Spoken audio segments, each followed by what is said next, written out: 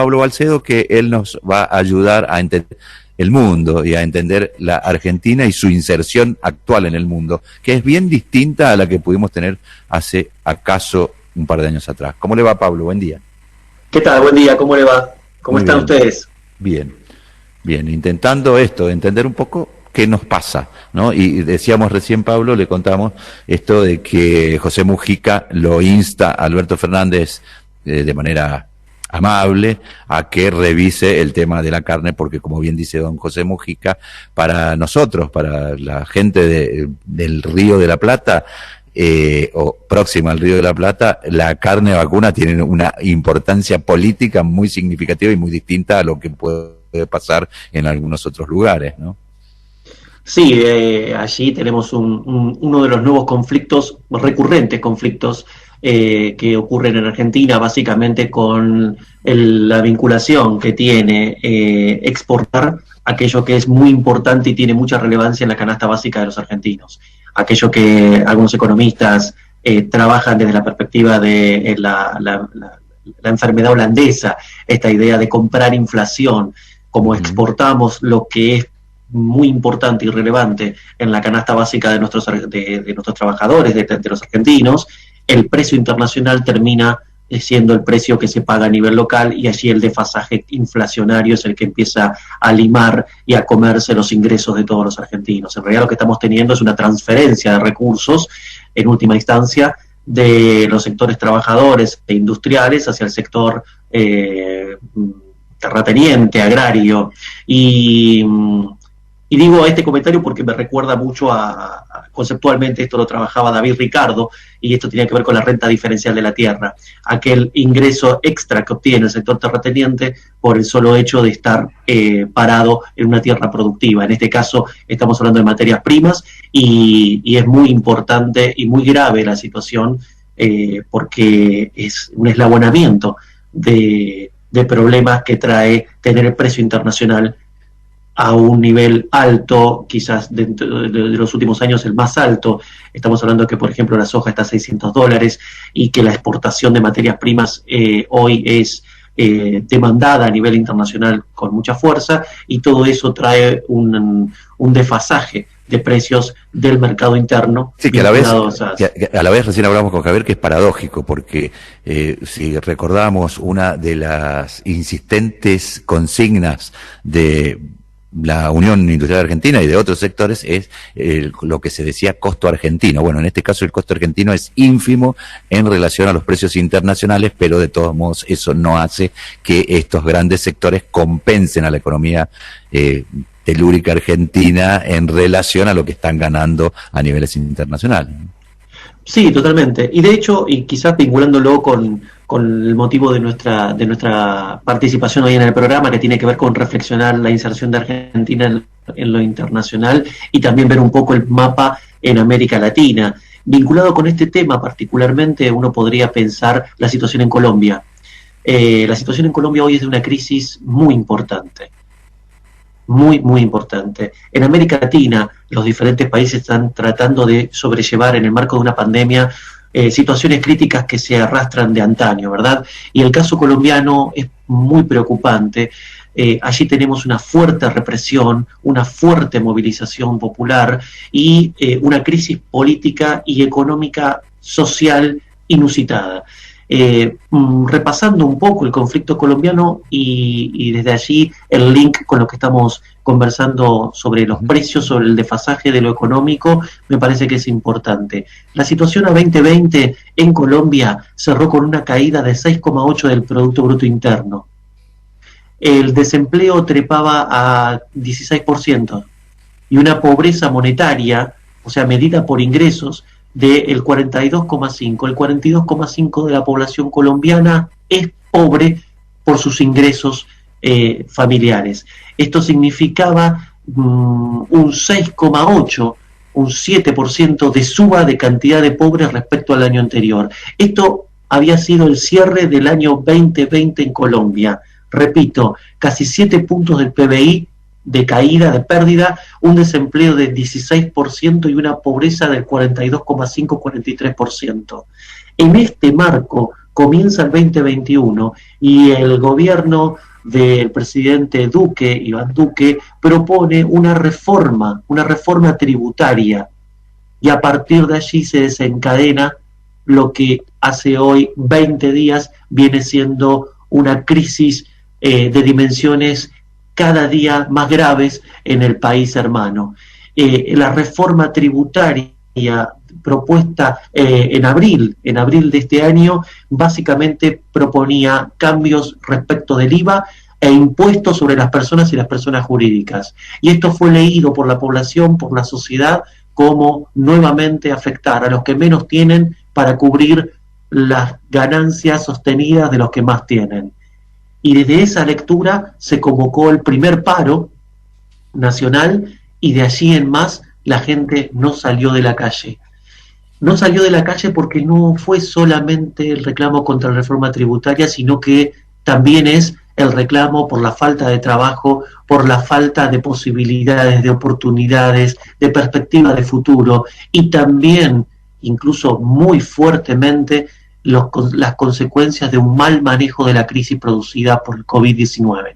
Entonces, allí tenemos unos casi 3 millones de infectados y una política sanitaria errante que no ha podido cuidar a los colombianos y colombianas. En este marco, la crisis política hoy en Colombia haya barrido con varias personalidades de gobierno. Se han ido un ministro de Hacienda, se han ido una canciller, y hoy por hoy, ayer, mejor dicho, el día de ayer cerró con el anuncio de una suerte de acuerdo político mediante el cual una de las opositoras más importantes del gobierno de Duque pasa a ser parte del mismo gobierno en el rol de canciller, la que va a tener a cargo ni más ni menos que explicar al mundo qué está pasando en Colombia hoy. Organizaciones internacionales de derechos humanos ya reclaman al gobierno de Duque informes precisos de qué manera se está llevando a cabo el control social, el control de la protesta social en Colombia. Hay muchos muertos, estamos hablando de más de 50 muertos, de 60 personas que se desconoce el paradero, la violencia con lo cual se está expresando la represión es hoy criticada en el mundo. Esta es la crisis en Colombia, que parte precisamente de números muy similares a los que lamentablemente se conocen en Argentina. En Argentina, efectivamente, la caída del Producto Bruto Interno ha sido muy marcada en 2020. En Argentina, la pobreza lamentablemente conoce casi el mismo número que en la República Hermana de Colombia. Sin embargo, las respuestas políticas, las medidas económicas, el cuidado sanitario han sido bien diferentes. Sí, claro. Y además muy diferente, Pablo, en relación también a la propuesta de Duque en su momento, porque Duque, cualquiera que haya tenido oportunidad de ver cuál era su propuesta, no tiene mucho que ver con lo que termina haciendo, ¿no? No, por supuesto. A lo que me parece que debemos prestarle atención y sumarlo al debate, al intercambio, a la construcción de consensos en Argentina, es que la situación económica estructural es similar 2020 en Colombia, 2020 en Argentina, y que las respuestas y las medidas políticas fueron bien diferentes, y que quizás eso es lo que evita que nosotros tengamos hoy una crisis similar a la que ha tenido Colombia y la que tienen otros países de América Latina y del mundo. En ese sentido, no son pocos los analistas que empiezan a ver en Colombia hoy el mismo tipo de levantamiento social que ocurrió en Chile a causa de aquellos 30 centavos que habían subido el boleto y que terminó siendo una movilización popular de dimensiones gigantescas y que provocó la revisión de la misma Constitución, de la misma ley fundamental de la República Hermana Chilena. En aquel momento las consignas no son 30 centavos, son 30 años. Claro. Y me parece que en estos analistas empieza a vislumbrarse en su mirada estas características de movilización popular harta no solamente de la coyuntura, sino de una forma de destrato de una forma de acostumbramiento a las desigualdades estructurales de un país como Colombia. Sí, y algo me parece no menor, Pablo, discúlpame Javier un minuto, y que tiene que ver con la despolitización que viene haciendo la derecha en general en el mundo.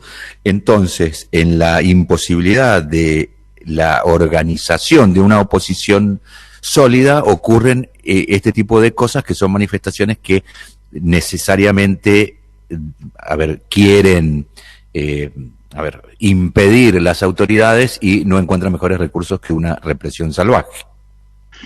Bueno, la falta de política genera contextos violentos porque la política es la libertad de la palabra y del intercambio y a partir de allí de los consensos. Estamos ante situaciones muy críticas en el marco de una pandemia y esto requiere, muy por el contrario de esta tradición de una oposición cerrada a cualquier medida de gobierno, requiere una madurez de la dirigencia política en sentarse en una mesa, en consensuar, en dialogar y en tener una única palabra que dé un horizonte claro y sobre todo que dé calma y cuidado a la gente. Estamos en un contexto donde la gente está sintiendo que o la cuidan o no la cuidan. Y la verdad que los gobiernos que quedan del lado del cuidado tienen mayores posibilidades de consenso social y por eso pueden llevar adelante políticas que vayan paliando esta situación, mientras que otros gobiernos van quedando en un discurso aislado de la realidad de las personas que están pidiendo ser cuidadas y ni más ni menos protegidas en su bien máximo, la vida.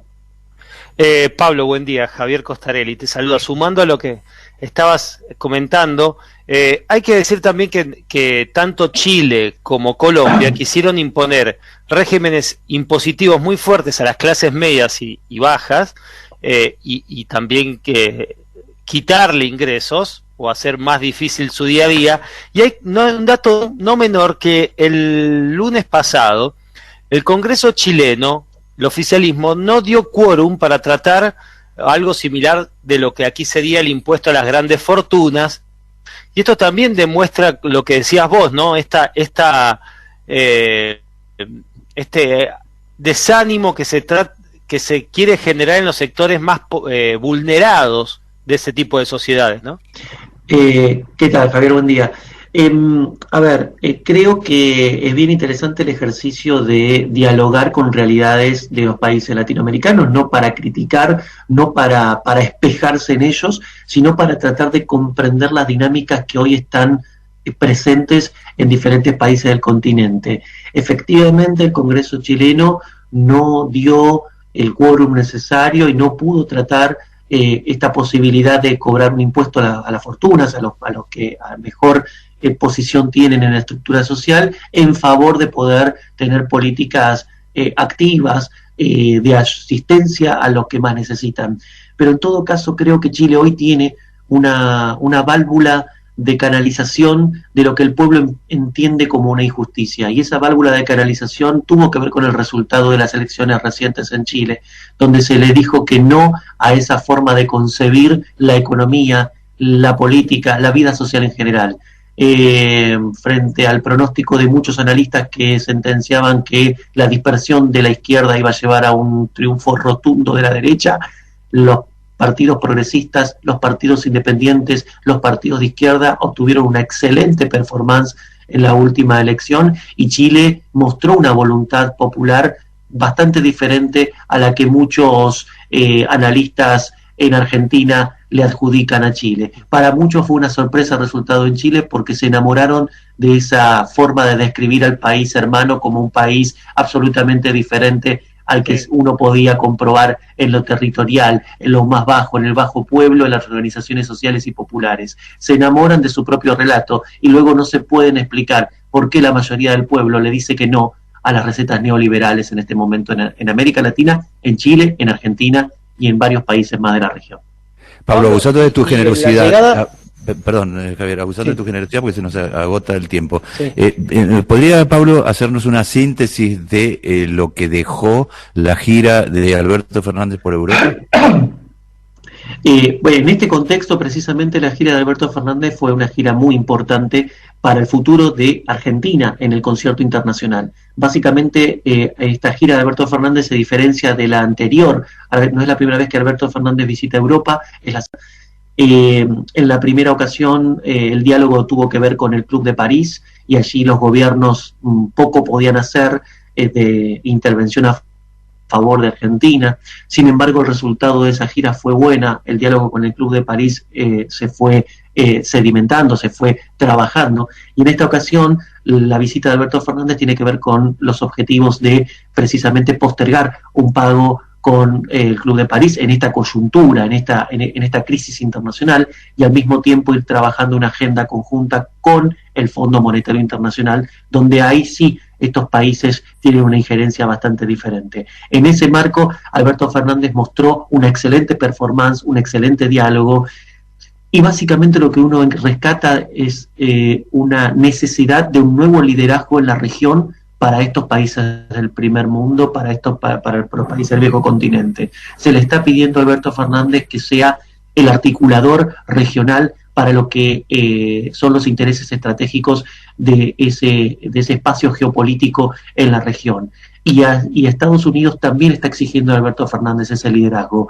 Ha cambiado el concierto internacional, ha cambiado la relación de Estados Unidos con Bolsonaro, y hoy lo que pide Biden es un liderazgo moderado, un liderazgo profundamente democrático, un liderazgo que pueda generar diálogos y consensos en función de algunas agendas que son muy importantes. La primera, la agenda verde. Para Biden es trascendental que Argentina juegue un rol importante en esto, y para Europa que Argentina también se solidarice y sea parte del diálogo con Venezuela y la crisis Venezuela-Colombia en el concierto internacional. Lamentablemente, hoy por hoy, para la agenda argentina lo central es la negociación de la deuda, pero los resultados de esta gira son muy prometedores a mediano y largo plazo. Pablo, y en relación a eso que estás comentando, Estados Unidos tiene una capacidad de veto dentro de la mesa del Fondo Monetario, tiene gran parte de también votos dentro de esa organización. ¿Considerás que se puede llegar a un acuerdo, teniendo en cuenta lo que dijo en su momento Claver Carón, que hoy es el presidente del BID, acerca de que había sido un préstamo para financiar la campaña de Macri?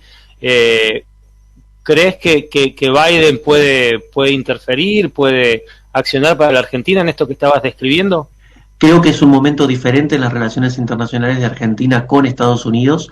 Efectivamente, creo que Biden tiene una sintonía política y geopolítica con la política internacional argentina, y fundamentalmente porque en la administración Biden la región está pensada a partir del freno a la injerencia de China en todo lo que tiene que ver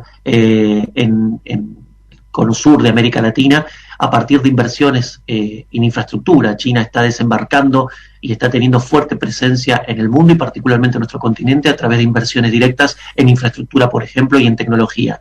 Para Biden, para la administración Biden, esto es un problema geopolítico y necesita un diálogo fluido con liderazgos de las características que tiene Alberto Fernández, que son de consenso, democráticos y con una proyección regional muy diferente a la que hasta ahora venía teniendo Trump, respaldado en Bolsonaro. En este escenario no veo muy desquiciado, muy loco, muy improbable que Biden sea un respaldo para las negociaciones de Argentina en el Fondo Monetario. Pero lo último que digo es respecto a este punto que vos hablabas del propio reconocimiento del fondo de haber jugado un rol de violación de su propia Carta Orgánica y de injerencia en la situación política interna. Esto es muy grave. Esto es muy grave y quizás pasó a un segundo plano porque precisamente por esos días que se conoció esto tuvimos que enfrentar esta pandemia. Pero esto no fue pasado por alto por el concierto internacional de países que notaron semejante falla. Y la reunión de Alberto Fernández precisamente con Cristalina, con la titular del Fondo Monetario, ratifica que hay un camino de diálogo muy importante. De hecho, la situación en Argentina pasó a tratarse después de las elecciones de este año. Se le da tiempo, se le da oxígeno, se quiere tratar de llevar adelante un caso que puede ser un caso que marque un antes y un después en la negociación de la deuda de países como Argentina con el Fondo Monetario Internacional. Bueno, Pablo, como siempre, clarísimo. Luego le vamos a pedir, ya que solemos abusar de su conocimiento, ¿cuál es la expectativa que tiene el continente y el mundo, por qué no, a propósito de la posibilidad de que Lula vuelva a ser el primer mandatario de Brasil, siendo que Lula fue, más allá de sus orígenes y un luchador desde el sindicalismo, luego se convirtió en un mimado de alguna manera también del capitalismo internacional, y recordemos que formó parte de ese BRIC, que era esa desarrollo económico extraordinario que tuvieron algunos países como Brasil, China e India. Así que lo comprometemos para que nos ilustre, nos desasne en relación a esta posibilidad de Brasil, ¿sí? No, será un placer, y básicamente siempre que uno piensa en la región piensa en esos dos liderazgos, Argentina-Brasil. Esperemos que podamos trabajar en conjunto como se trabajó en algún momento, y eso aparece en el horizonte de las posibilidades con, por ejemplo, la proyección de Lula en la República Hermana. Así que sí, será un placer poder conversar un poco de ese tema. Muchas gracias. Por favor, hasta luego. Hasta luego.